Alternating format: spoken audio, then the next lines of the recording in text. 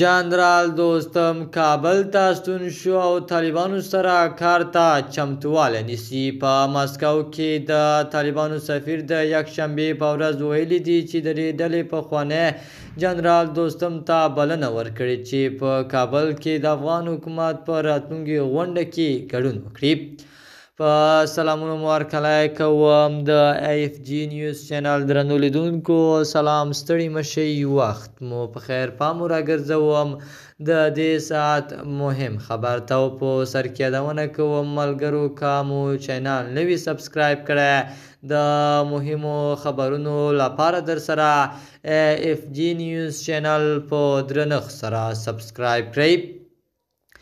په مسکو کې د طالبانو سفیر جمال ناصر غلوال د یکشنبې په ورځ وویل چې طالبان به په نږدې راتلونکي کې په کابل کې د افغانستان ولسي جرګه جوړه کړي او دا چې په نږدې راتلونکي کې به په کابل کې غونډه جوړه شي. د افغانستان د پخواني ولسمشر لومړي مرستیال جنرال دوستم ته به هم بلنه ورکړي. هغه ویل تر اوسه څرګنده نه ده چې د افغانستان جرګه به لویه جرګه وي، خو داسې جرګې لپاره چمتووالی نیول شوی دی.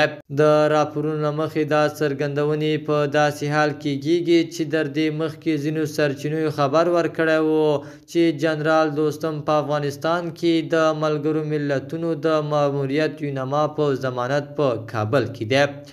خو د طالبانو ویان ذبیح الله مجاهد دا خبره رد کړې وه. د ایف جی نیوز چینل درنو لیدونکو، دا زمونږه د دې ساعت چمتو شوی خبر.